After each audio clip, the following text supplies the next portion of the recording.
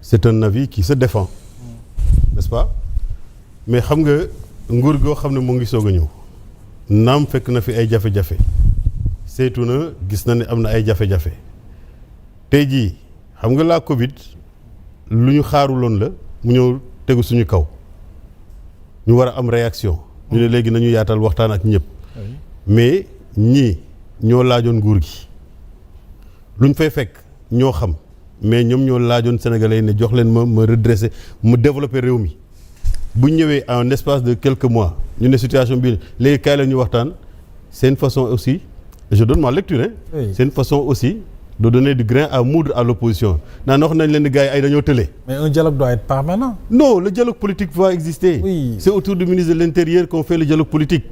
N'est-ce pas ñun ñoo ngi yore dialogue social au niveau des relations professionnelles n'est-ce pas mais ici il s'agit d'une gestion d'un pays. mais c'est pas pour donner pour que l'opposition donne des conseils mais au moins cëral leen en fait ñu xam ne cette situation. non mais du ñàkk leen cëral. oui parce que da nga ñëw nga fekk benn situation fii nga ne yow mën nga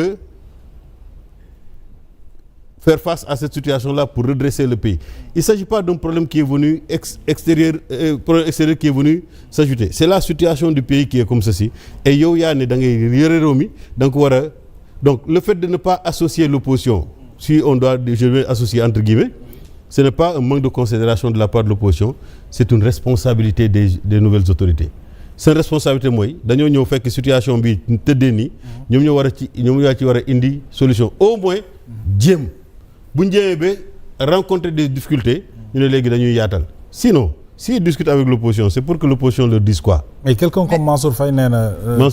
Mansour Faye nee na comme le président Diomaye dafa war a diisoo ak le président Macky Sall au moins mu wan ko sax xam nga quoi qu'on puisse dire l'expérience ci en matière d'État dafa am solo est-ce que aujourd'hui quelqu'un comme l'ancien président de la République Macky Sall warul mën a jox un conseil au président Diomaye.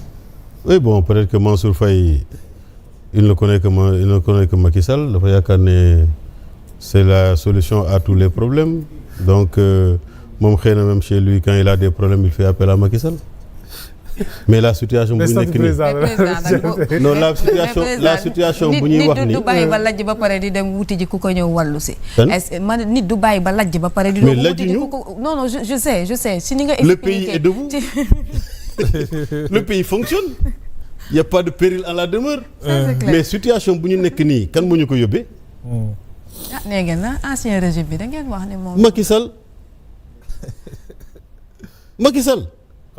yow koo xam ne c'est un expert en manipulation de chiffres yow nga ne da nga bëgg a jëlee fi manipulation de chiffres nga dem laaj kooku nan la ñuy def daf lay xelal manipulation de chiffres encore et c'est pas ça qu'il faut pour développer un pays le pays doit être développé sur la base de la vérité bu dee dañoo ndóol ñu ne dañoo ndóol ñëpp am conscience de dañoo ndóol ñu jël en mai notre destin ñu ne léegi dañuy inverser la tendance c'est à ça qu'appellent les nouvelles autorités. mais comme ni ko Mouhamed waxee est-ce que yaatal opposition bi peut-être que ci li nga xamante ne moom moo di waxtaan wi dafay wane ne peut-être que da ngeen bañ ubbeeku pour ñeneen ñi ñëw ngeen doole si donte gis nañ li nga xamante ne peut-être que réew mi moom lay jànkonteel actuellement parce que y a beaucoup d'arrestations quand même ñu bëgg ko ñu bañ ko surtout ñi nga xamante ne peut-être ñoom ñoo di activistes yi te donte bokk na ci li nga xamante ne peut-être que gouvernement bi ci toog bon nañ ko doon di xeex maanaam liberté d'expression bi ku wax ñu jàpp la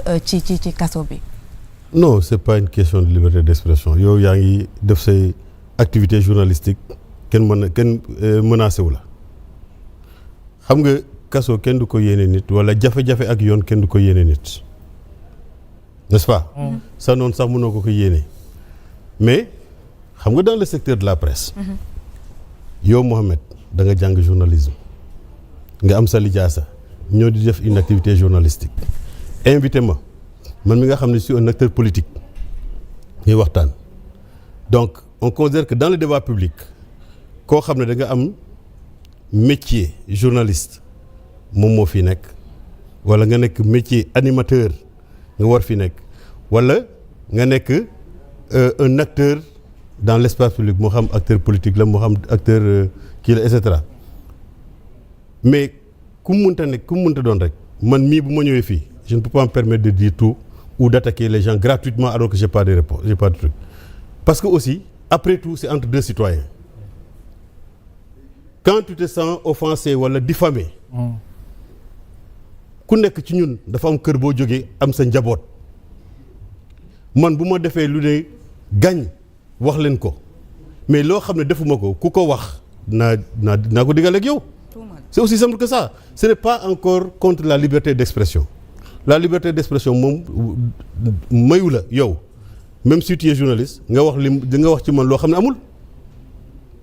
Dans ce cas-là tu te yow mi yaay découvrir sa bopp te bu ma la attaqué da ngay kii après ñu ne ouais il a attaqué un journaliste mais si le journaliste n'a pas dit ce qu'il doit dire ou bien quelqu'un qui vient sur un plateau mu wax loo xam ne teguwul te muy utiliser un média un canal média pour diffuser une fausse information te mu concerné ma c'est le citoyen Mamadou Lamine Diante qui va attaquer le citoyen qui a fait ça. Parlant de liberté Mansour Faye mi ñu tere génn nag Mansour Faye mi ñu tere génn sans décision de justice war a dem umra ji via France ñu ne ko doo génn mu demati Côte d'Ivoire la jëm ñu ne ko doo génn. waaye moom décision administrative rek. amul décision justice amul dara président tamit waxal ci loolu. du décision mais yéen j'ai l'impression que bu ngeen Mansour Faye trop ah. actualité la rek daa def actualité bu nekkoon Ameth Ndoye mi moo dem génn. non xam nga bii pas fii rek la bëggoon dem Côte d'Ivoire. non Mansour Faye kay dama déggoon ne dafa waroon seeti yaayam moom dafa waroon dem umra. quelle est la vraie version? umra la waroon dem mais via Paris quoi.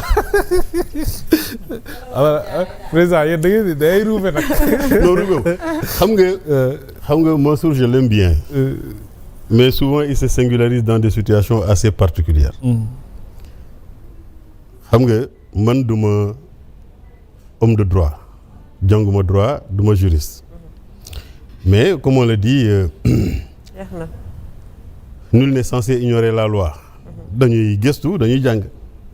bu dee da nga am dossier en instruction juge mën na génnee papier ne la Mamadou Lamine Diante mii kat bu mu génn réew mi wala mu confisquer mes titres de voyage ne du ma génn. parce que mon dossier est en instruction. C'est ça. mais dafa am ay enquêtes yoo xam ne dañoo nekk en cours. je connais pas le dossier de Mansour Faye mun nañ jot ne xëy na dafa am enquête boo xam ne daf ko concerné te xëy na y a des indices concordants je ne sais pas. mais ñu ne face par rapport à ça Mansour Faye warul génn réew mi mu bëgg a génn il n'a pas de décision de justice mu bëgg a génn mu ñëw au niveau de l'aéroport ñu ne ko yow mënoo génn réew mi tu as la possibilité laaj agent bi man kenn notifié wu ma une interdiction de sortie du territoire pourquoi yow nga tere ma génn mu ne la ay ordre laa jot. ordre rek ngay jot mu ne waaw kan moo la jox ordre yi pour que ma dem renseigner wu pour xam man lu tax du ma mën a génn.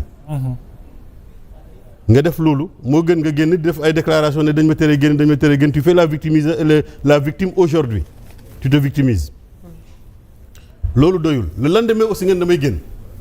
démb dama bëggoon dem umra ji mais tey damay dem Côte d'Ivoire mais quel est le problème pourquoi nga bëgg a kut génn réew mi. pour yow dafa bëgg politiser mbir mi. mais il ne fait que ça il ne fait que ça. Très bien. Il ne fait que ça mais pourquoi aussi coûte mu bëgg génn réew yow dem nga démb ñu ne la mënoo génn tey aussi nga ñëwaat nga ne léegi démb umra laa waxoon léegi damay dem Côte d'Ivoire finalement on se pose des questions à savoir yow lan moo motivé coûte nga bëgg a génn réew mi. Pour vous y a autre chose. Hein? Pour vous dafa am leneen. non peut-être que moom nécessairement il considère que dafa war a mën a génn réew mi parce que allez-y. président. en tout cas daal man ma nekkoon place am. buñ ma arrêté fële. benn yoon balaa may delluwaat foofu. naa ci am ay renseignements lu tax ñu arrêté ma. yow xanaa dafa fàtte ne démb dañ ko ne woon doo mën a génn. tey aussi mu ñëwaat.